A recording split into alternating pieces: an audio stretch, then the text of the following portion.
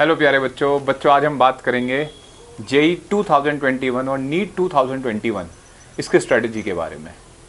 पहले एक बार समझ लेते हैं कि फॉर्मेट क्या होगा। तो अगर आज के अकॉर्डिंग बात करें, जैसा कि आज 2020 का फॉर्मेट है, उसके अकॉर्डिंग जेई मेन 2021 में हर सब्जेक्ट में 25 क्वेश्चन होते हैं। 5 उनमें से न्यूमेरिकल होते हैं, न्यूमेरिकल बेस मतलब कैलकुलेशन बेस होते हैं, और 20 नॉर्मल ऑब्जेक्टिव होते हैं। तो 300 नंबर का पेपर हो जाता है, हर ऑब्जेक्टिव 4 क्वेश्चन का, और नेगेटिव में -1। बिल्कुल नीट के पेपर की बात करें तो हर सब्जेक्ट में 45 क्वेश्चन होते हैं 4 मार्क्स का। टोटल क्वेश्चन हो जाते हैं फिजिक्स में 45, केमिस्ट्री में 45, जियोलॉजी बॉटनी में 45 + 45।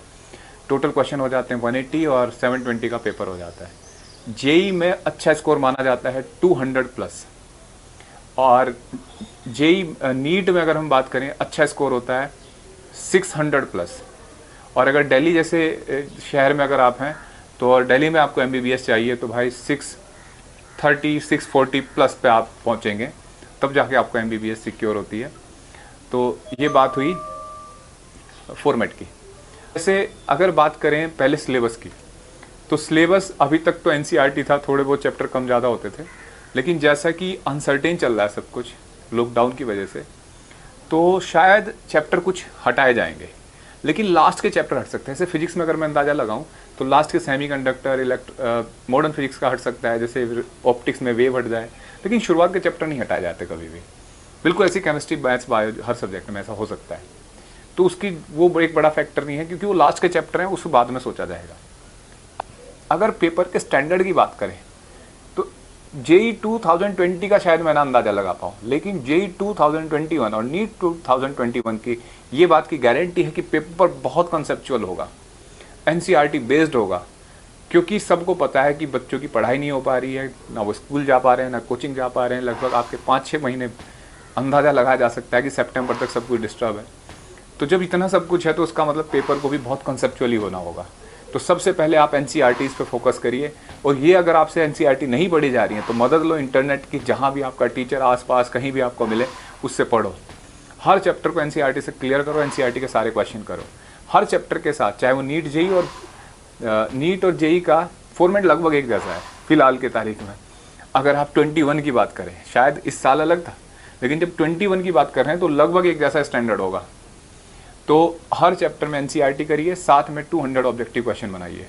मैं एक सीधा कैलकुलेशन बताता हूँ। 200 क्वेश्चन, लगभग फिजिक्स में 30 चैप्टर है, 6000 क्वेश्चन तैयार होते हैं फिजिक्स में, 6 केमिस्ट्री में और 6 मैथ्स में। अगर बायो में मान ले तो लगभग वो 2 सब्जेक्ट हो जाते हैं, तो वहाँ 6 की बजाय वो 8-9 हज़ार क्वेश्चन हो जाते हैं, यानी कि 20,000 के आसपास क्वेश्चन आपको बन जाते हैं।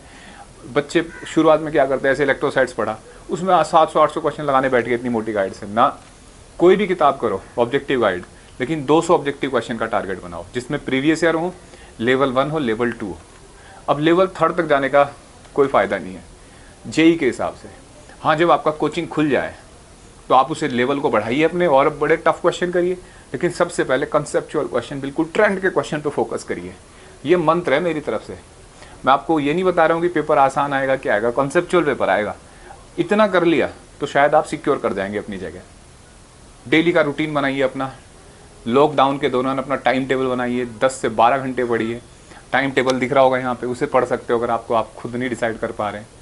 और अगर कोई भी क्वेरी होती है आपको, व्हाट्सएप नंबर है मेरा, फेसबुक ग्रुप है, उस पर आके अपने क्वेश्चन पूछ सकते हैं। इंस्टाग्राम पे आप अपने आके क्वेश्चन पूछ सकते हैं रिलेटेड आपके शेड्यूल को, स्ट्रेटेजी को।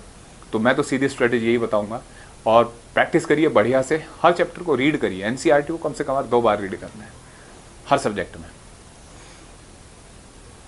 अगर बुक्स की बात करें तो NCERT प्लस एक रेफरेंस बुक। फिजिक्स में रेफरेंस बुक कोई भी ऑब्जेक्टिव वेरिएंट पब्लिकेशन, सिंगेज पब्लिकेशन, कोई भी पकड़ लीजिए। अगर आप पिछले मेरी वीडियो देखोगे तो मैं हमेशा जेई के साथ SC वर्मा और ये सब बुक बोलता था। इस बार नहीं बोल रहा हूँ मैं।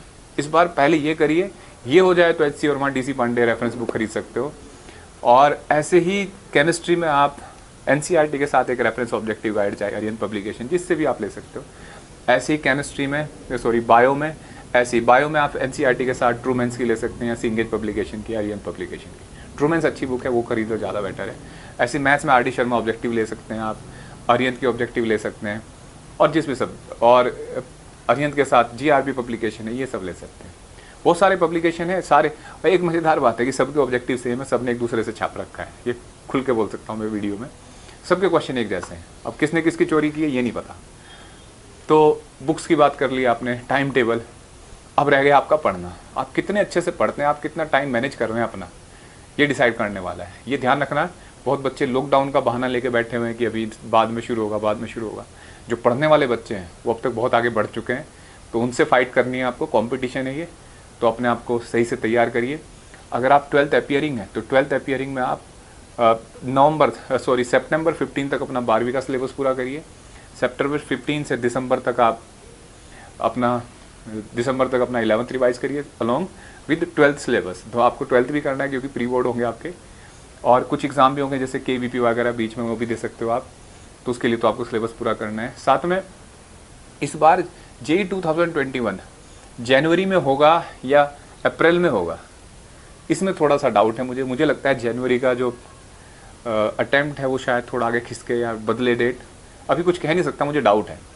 तो एक बार फिर रिमाइंड कर दूं वीडियो ख़त्म करने से पहले, कितने क्वेश्चन बनाएंगे आप एक चैप्टर में?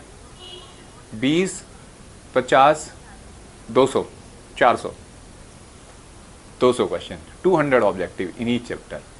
ठीक है, गुड लक। देखिए फिर कैसे आपको सब्जेक्ट समझ में आते हैं। ठीक है, बाय।